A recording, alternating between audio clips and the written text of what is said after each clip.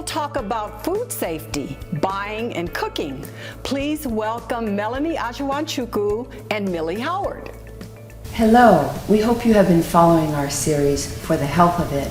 And if so, welcome back. And if not, welcome now. And please go back to the beginning of the series and catch up. We do believe it'll be worth your while. Our chosen topics come from input that we've had regarding the significance of nutrition and lifestyle in helping us cope during this era of coronavirus. We are here today to discuss safety in food handling and management. Concerns with food safety are not new. Prior to the onset of the coronavirus, we've had up to 500 cases annually of food-borne illnesses. The good news is that the coronavirus is not associated with food poisoning. It's not a food-borne illness. It is passed and recognized to be passed person to person through respiratory droplets. The life of the virus varies. It is known to be in the air for at least 6 hours, and then its viability on surfaces varies between 24 and 72 hours, depending upon if the surface is porous or not. It's great to be here with you today, Edda. I understand that you have some questions, and I'm sure that our audience does too.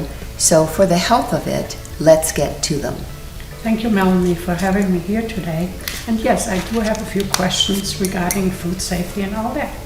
My first question is, since shopping for our food now potentially is a health risk, what do I need to know and do to shop safely for my food? Very good. So certainly leaving home with a safety thought in mind. So going out wearing your mask, head to the store and go inside with your sanitizing cloth, just in case you need to wipe down your cart or your food basket because the store isn't doing it.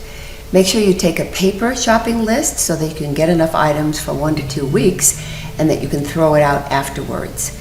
And then carefully proceed, going to pick up the items that you identify that you want and think about them before you pick them up to minimize contact and handling. Make sure that you maintain social distancing. Keep that 6 feet away from the other shoppers. If someone comes close to you, don't hesitate to just ask them to move back a bit, or you can move around them. We really want to minimize contact. Once you have the items that you want, you can do that further by proceeding to self-checkout and processing your purchases yourself. Then once you leave the store, go out, wipe down your car door handle, put your items inside, and then proceed to wipe down your personal bag and your steering wheel, and then sanitize your hands with hand sanitizer. Okay, thank you, Melanie. That brings me to my second question.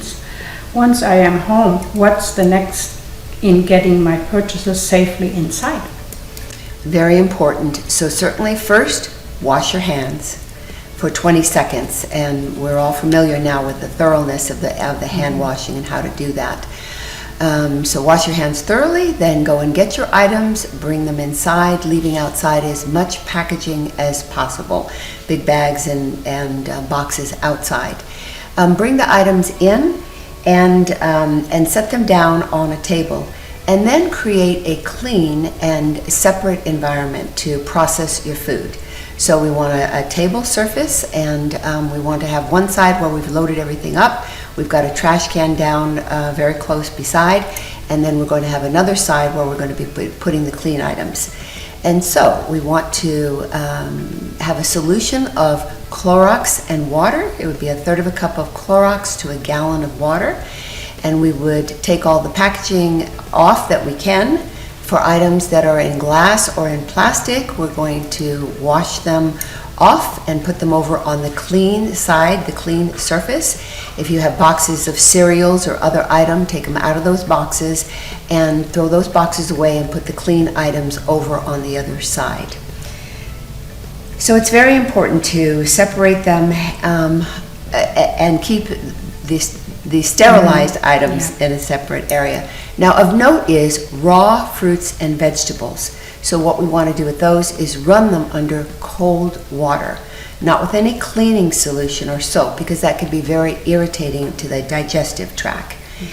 And then, of course, if we're receiving any packages, so if we're receiving food that's been prepared, or even if we're picking up food that's been prepared, we want to do the same thing. We want to come inside, wash our hands, immediately remove them from the packaging that they have been in, and then transfer that food to another plate.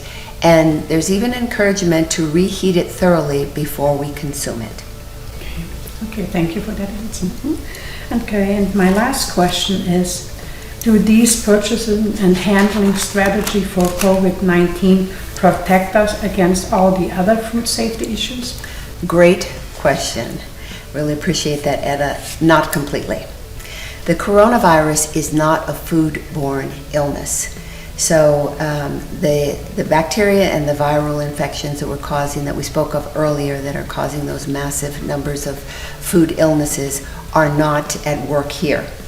While hand washing is still very critical, there are 4 basic processes that we want to use in order to ensure cleanliness of our food and decrease the likelihood of food poisoning. So first of all is to clean the food properly when we bring it home. Then we want to separate and store produce and meat appropriately. Cooking time is very important, so whether it's meat or chicken or turkey or fish or even pork, we want to observe proper cooking temperatures, the internal temperature that we want the meats to reach. And then finally, chilling immediately after to inhibit the growth of bacteria and virus is very important. There are extensive detailed instructions on how to proceed with these processes. Some great resources are the CDC, NIH, the USDA, and the FDA, and certainly the American Academy of Nutrition and Dietetics.